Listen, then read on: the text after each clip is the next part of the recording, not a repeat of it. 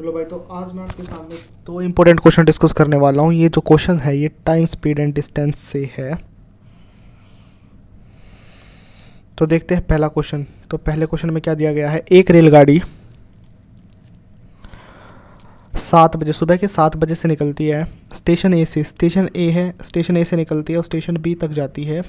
ठीक है, कितने बजे निकलती है ये, स्टेशन ए से निकल कर स्टेशन बी तक जाती है भाई। ऐसा देखो, ये फर्स्ट ट्रेन है एक, ये है फर्स्ट ट्रेन। ठीक है, ये कितने बजे निकलती है भाई, ये निकलती है, फर्स्ट ट्रेन निकलती है 7 बजे। और कितने बजे पहुंच जाती है जाकर, ये पहुंच जाती है 11 बजे। तो ऐसा करने में इस फर्स्ट ट्रेन को टाइम कितना लगा, 4 घंटे। ठीक है, ये तो बड़ी बेसिक सी बात है।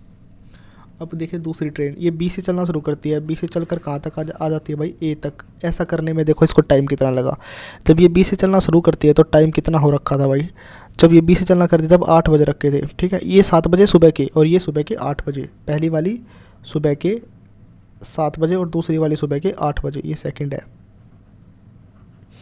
और 11:30 बजे पहुंच जाती है भाई। यानी कि ऐसा करने में इसको कितना टाइम लगा, 3.5 घंटे है ना, यानी कि 7/2 घंटे। ठीक है, अब हम ए और बी दो स्टेशन है, इनके बीच की दूरी मान लेते हैं भाई कुछ। ये स्टेशन है भाई पूरा, ए और बी दो स्टेशन है, इनके बीच की दूरी हम मान लेते हैं 4 और 7 का एलसीएम, ताकि पूरा कट जाए। 4 और 7 का भाई एलसीएम होता है, हम मान लेते हैं 4 और 7 का एलसीएम होता है 28। हम मान लेते हैं इनके बीच की दूरी कितनी है, 28 किलोमीटर।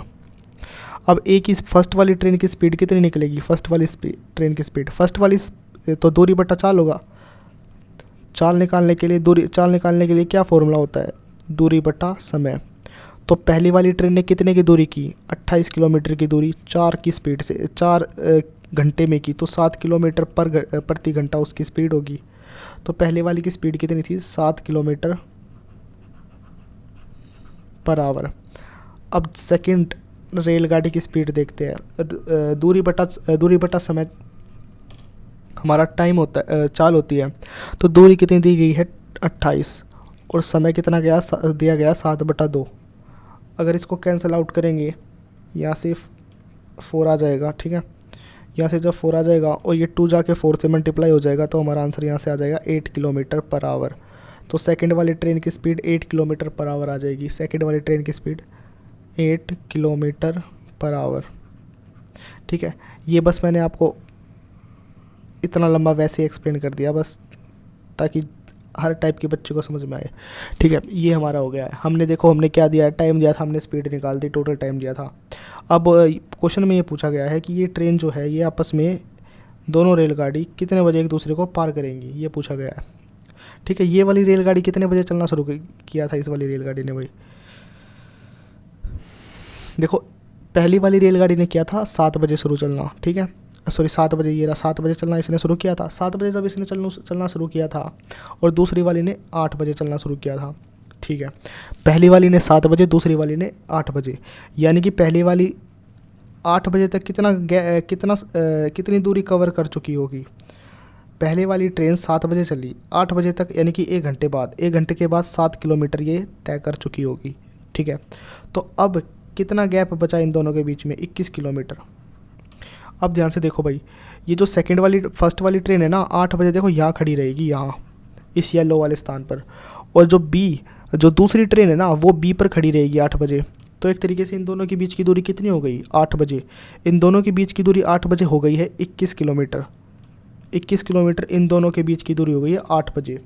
अब इनको 21 किलोमीटर के बीच की दूरी है। अब ये बताओ, दोनों 21 किलोमीटर के बीच की दूरी दोनों को मिलकर तय करनी है, कब ये एक दूसरे को मिलेंगी। तो इसका फॉर्मूला क्या होता है ना, तो टोटल दूरी 21 किलोमीटर, नीचे आ जाएगा इनकी चाल का सम। पहले वाले की चाल है 7, दूसरे वाले की है 8। ठीक है, तो 21/15।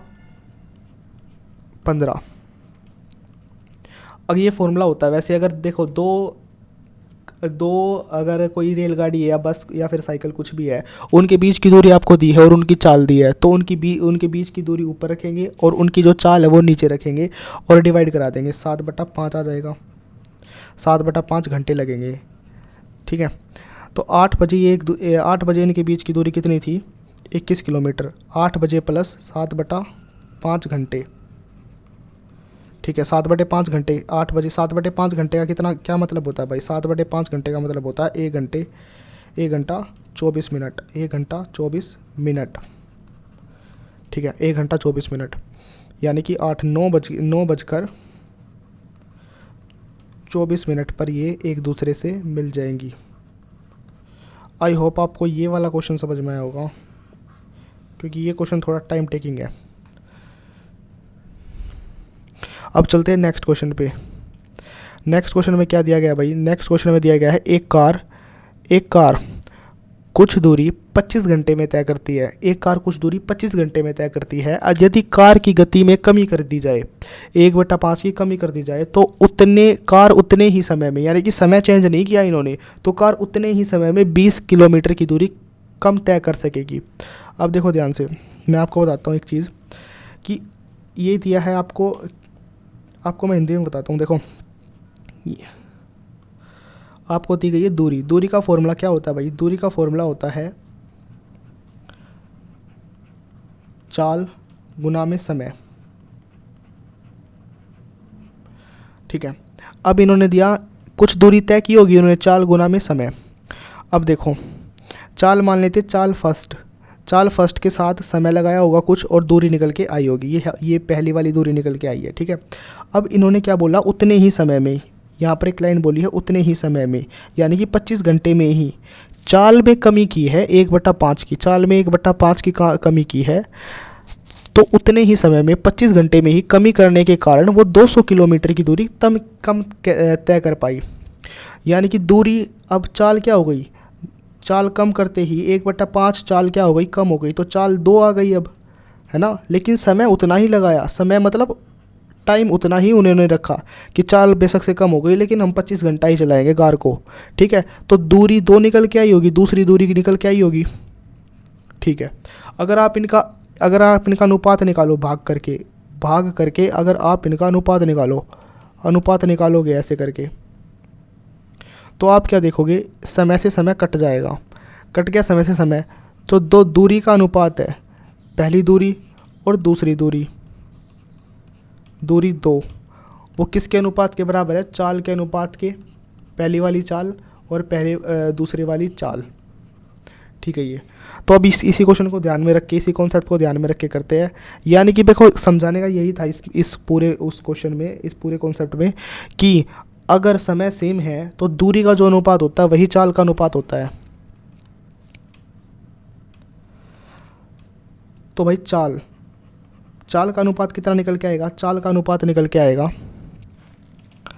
सॉरी, चाल का अनुपात ऐसे नहीं करते हम इसको, चाल का अनुपात निकालते हम निकालते हैं दूरी का अनुपात। दूरी का अनुपात, दूरी का अनुपात मतलब डिस्टेंस, रेशियो ऑफ डिस्टेंस।